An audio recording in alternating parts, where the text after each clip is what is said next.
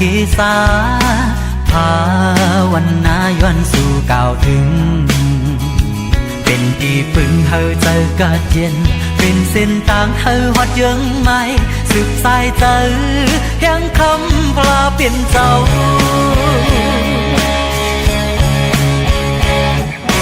จัดปานเป็นผลวันลังลองสั่นกูสำเปิงเลี้ยงเฮืองปลดความปล่อยปันอยากนำอันจึงเสอล่างปันปล่อยพาวางเฮามาขวางกันเสียงที่เทียมสัดโกนเฮาเสอสา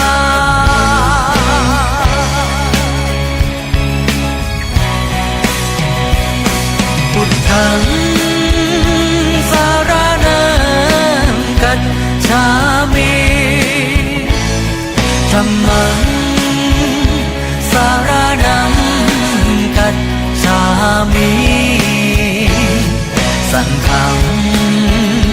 สารนังกัจฉามิ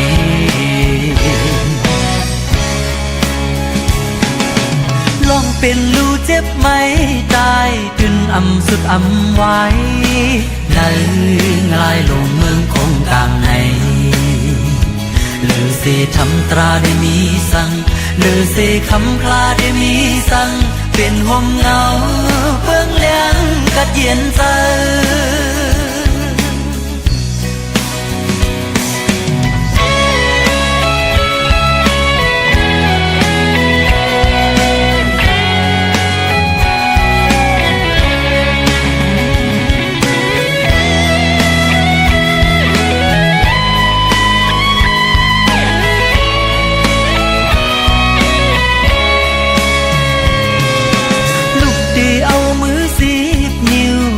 ต่างคิวเกษาภาวนาย้อนสู่กล่าวถึงเป็นที่พึ่งเฮาเจอกะเย็นเป็นเส้นทางเฮาวัดยังไม่สืบสายเจอแห่งคำพลาเปลี่ยนเจ้า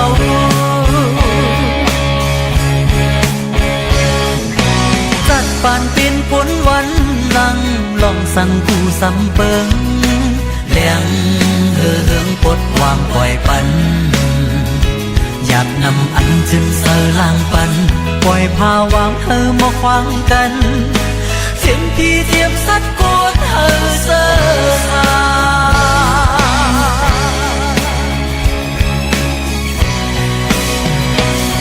พุทธังสารนังกัจฉามิธัมมังสารนังกัจฉามิสังฆังสารนังกัจฉามิ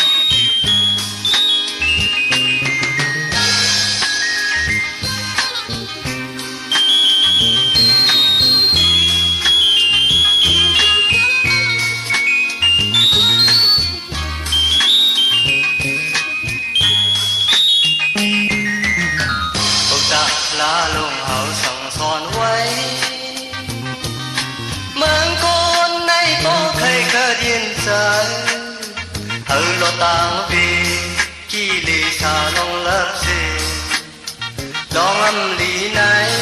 กวางรถเธอเลยสีกันปรมาลาลงเอาสั่งสอนไว้เมืองก่อนในโป้เคยกระยินใจ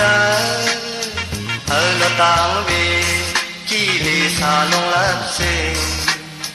กามาธรรมากวางรถเธอเลยสีกันต้องไว้อยู่กูย้ำเปลี่ยนคนมาจะร้อนปันเก็บกำหนึ่งทุกลีมีอย่าไปให้ลืมเอาลองอันลีไหนกวางรถอยู่เลยสีกันทุกลีเมื่อย้อนสู้เอาสู้ต้องเที่ยวพอถึงฮอตนิกบานอย่าไปห่างนี้ความสันที่โลทุกทีให้ต้องเอาลองอำลีไหนกวางรถเธอเลยสีกัน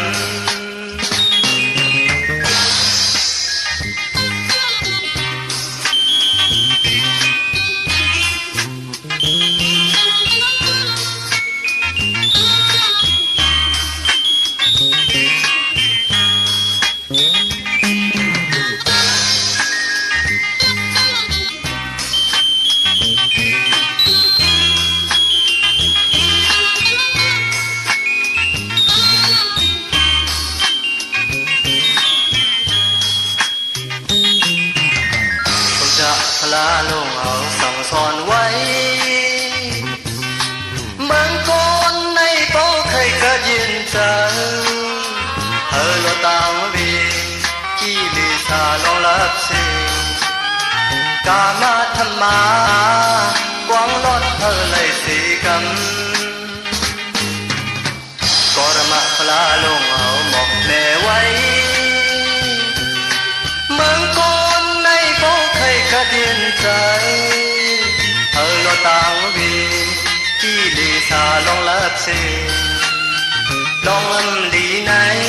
กวางรถเธอเลยสีกันต้องไว้อยู่กูย้ำเปลี่ยนคนมาจะร้อนปานเก็บกำหนึ่ง